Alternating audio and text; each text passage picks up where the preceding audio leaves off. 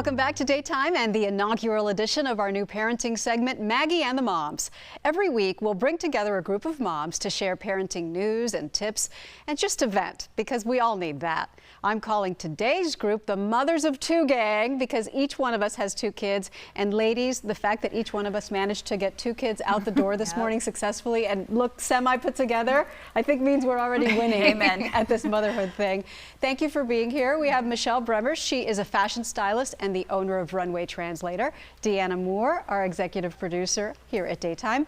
And Laura Byrne, the editor of Tampa Bay Parenting Magazine, of which I am a proud contributor. We love having you on the team. Thank you, Always Laura. come up with great stories. Thank you. And thank you for bringing us a sneak peek of your March cover. Yeah, we're so excited about this one. Obviously, here in Tampa Bay, we're so excited about our hometown team making history, winning on home turf, the Super Bowl. And one of the moments for me as a parent, and maybe a lot of us felt this too, was seeing that celebration on the field with the players. And that is a moment that we wanted to capture and put on the cover. And their kids. I mean, look at that. How special was it to see our players just celebrating with their families and their kids? So it's a celebration of the win, of course, but we're really excited about this issue with spring break coming. Summer camps coming, and of course talking about the win, and even an interview with Darcy Glazer-Kasowitz, one of the owners of the Buccaneers, talking about how, you know, the Buccaneers have not only made history on the field as winning the Super Bowl at home, but they've also really helped women and minorities break the glass ceiling. And they are ahead of the game when it comes to that. I love the magazine because it's a wealth of parenting information, and that's what we're hoping that this segment will be. So let's get started by talking about a study that I read about that shows that the key to having healthy and emotionally happy children is not how much time you spend with them, it's what you do during your time with your children. So the kids whose parents were physically present but were distracted showed more behavioral problems than the kids whose parents actually engaged with them. Deanna, do you find that it's hard to give the kids the time you should? I really, you know what's great about that article? They said something like 30 seconds of undistracted time is better than 60 seconds of let me check my email time, or 60 minutes of let me check my email time. And that's how I feel when I'm at home early, but I'm constantly checking email. I'm not there for them. So if I can get work done here, come home, but then spend quality time with them, that makes the difference. Absolutely. Did it resonate with you, Michelle? Oh, it did. Yeah, we have, we always try to have dinner together as a family, to take that, 30 minutes to an hour to just connect, and there's no phones, no one's allowed to look at a phone or anything like that. And the four of us can catch up on the day, and it's awesome. I love that. You sometimes have to force family time into the schedule. Yeah.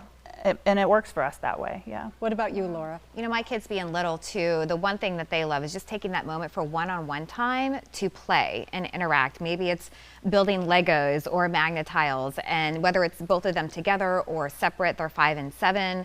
And you don't have to spend a lot of time doing that for that to mean so much to them, because it's hard when you run your own business and you have a husband who's working, not always at home, to carve out that time when you were also trying to get work done. But just making sure that just taking that time to sit down on the floor and play with them. It doesn't have to be a long time, but they really do appreciate it. It can make a world of difference. Okay, our next topic, I don't know if you ladies saw the photo of the big YouTuber, James Charles, who okay, so he pretended to be pregnant. He had the belly bump going and everything, and he photoshopped it so that he looked like he was a naked pregnant woman. Yes. And the big controversy was because it kind of, well, no, it was a flat out copy of one that Halsey, the singer, had posted when she finally announced recently that she was successfully pregnant after a very public struggle with infertility. So people said, you know what, James Charles, that is insensitive and tone deaf. Do you guys agree? Deanna, Michelle? I personally think he's an artist, and I guess people are very sensitive to, and I don't, that's their opinion, but I really didn't see, I thought it was interesting, and that's his craft, and he does things for attention, and but do I think that he was doing it to intentionally hurt someone, or to be, I don't think he had the forethought, I think he may have just done his thing. It's interesting because he's problematic as a figure. He has a history of saying and doing things that have caused controversy. So when you take that into account, it makes you wonder. My gut reaction was to go, oh, that's kind of interesting, kind of cool, kind of neat. But then when you started reading comments from people who had infertility structure, I thought, I don't know, maybe that is a problem. Maybe he should have thought before he did. We Right. need a little bit more forethought in our society. It was all about, I thought, this is about me. I'm not going to think about how it might affect other people, Exactly. which I think is a problem in general with social media posts. Well, I was just going to say it kind of brings to light for me the problem with social media, exposing the not so great side of social media. It's great with connecting all of us, especially during the pandemic. It was a great way to connect, but at the same time, it's like, I personally had never heard of him until this was brought up. So maybe I'm kind of the odd one out in most cases here, but so I'm not really sure exactly how I feel about it because I don't really know him and his history as he's a YouTuber. He's a But YouTuber. He's a Kids makeup know artist. him. Okay, My yeah. 10-year-old nephew. Oh, yeah, they do. Oh, They're very okay. aware. knows him, knows that he's a boy who wears makeup. Yeah. It's Oh. very interesting how kids Okay. perceive him. And now Laura, you who had never heard of him, have heard of him because of this, so maybe he wins. Maybe that's what Mission he Yeah, wanted. that is Yeah. absolutely true. He's got a whole new audience now, There I you suppose, go. right? All right, so another thing we wanted to do with this segment is to just talk about stuff that moms talk about. Like when we're out to lunch, you know, I couldn't narrow down what the topics would be because, you know, you're at lunch, you talk about All over the everything place. under the sun. You're here, you're there, you're Oh, yeah. everywhere. So this is what we came up with. We're going to spin a wheel, and it's going to land on 1 of 5 categories, and that's what we'll talk about. So it'll be like a real life mom lunch. love it. So here we go. Here's my button for the first ever wheel spin. Let's go. And it's going, it's going. Let's see what it's going to be today. Okay, my favorite one. Am I a momster?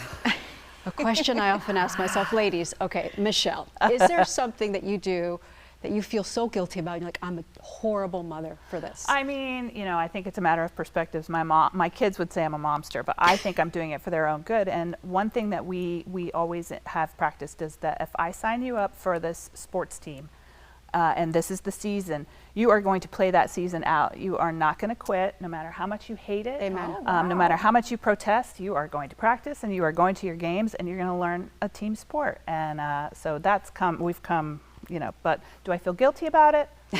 Maybe sometimes when I have to shove them in the car. I've done that and what happens sometimes is that they start, and of course they're not that great at it because they're just starting. So they're like, I don't like it, I want to quit. Right. But then by the end, you're like a rock star basketball player because you stuck with it. That's so right. that's how I feel about that one. Deanna, are you a momster too? Yes. Okay. My youngest is slow as molasses. I think everybody has one of those kids who's just so slow at everything, and I'm always rushing her. I'm always, come on, get out of the car, get in the car, get out of the door, get off the potty. And I feel like maybe she's just a stop and smell the roses kind of a kid, and I should appreciate that rather than constantly rushing her through life, you know? So that's why I feel like a momster. No, that's tough because sometimes you do need to get out the door. So Yeah. you're teaching her about time management. Right. So, you know, I don't know. I don't think that makes you a momster. Well, thank you. What do you guys think? You No, ever I had that don't. struggle? But I'm like a drop and roll, get out of the car at the car line mom too. I'm like, go, go, go. Pushing them at the door. We're all in a hurry, basically. What about you, Laura? Well, mine is the mom guilt thing, especially is letting my kids play video games and electronics so I can get work done, going back to that whole work-life balance thing. And I'm like, okay, I'll sit in the room with them and monitor what they're watching or what they're playing. But then it's like, then I say, okay, I'm done, now you're done. And it's kind of like, where is the boundary when it comes to the what's okay and what's not okay with video games and stuff like that? Because I use it as my crutch.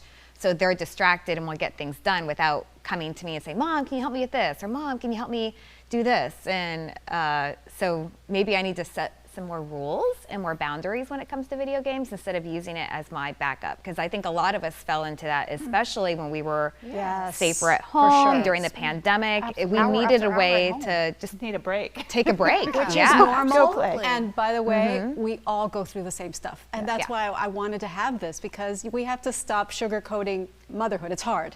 And there are moments when, you know, we We're need a not break. perfect. We're not perfect people. All right, I think we have time for one more quick one. spin Okay, it. let's go. Let's do it. Spinny, spinny, spinny, spinny. Okay, mom rules. Let's run through real quick one rule at your house. Go, Laura. My rule is if mom says we're going to go do it, we're going to go do it. Yeah. Like if we're going to go to the strawberry picking, we're going to go strawberry picking. If we're going to go to the theme park, we're going to the theme park. Usually they complain, but when we're there, when we're done, they love it. They had a great time. Good one. Deanna. Okay, I am not an a la carte chef. I'm piggybacking off of her. What we're eating, if it is gourmet, you're going to eat it. Yeah. Everybody eats the same thing. I'm not making chicken nuggets and hot dogs. That's it. Nor should you. Yeah. Michelle. Mine would be I cook, you clean. So whoever cooks, the others clean as a show of respect. Perfect. Mine, very basic. I'm going to start with the most basic one, make your bed. You know, there's a famous book, Make Your Bed. It's a retired Navy admiral who gave a great speech at a graduation in Texas. And he says, if you want to change the world, start off by making your bed. So that's how I make my kids start off the day. Love that. Ladies, we could talk forever, but unfortunately we can't today. But next week. Thank you for having us. Thank you. Another Maggie and the Moms. And we would love to hear from all of you moms. So if there are any topics that you would like for us to tackle, a mom hack, or maybe even just a fun story, please share it with us at daytime@WFLA.com. Stick around to find out what we can all learn from cowboys. To see just the level of expertise, the knowledge that these folks had, that was the thing that really impressed me. You know, they all were good with the rope. They all were good on the horse. You know, they all had that. But when they got in that auction barn, I was really impressed.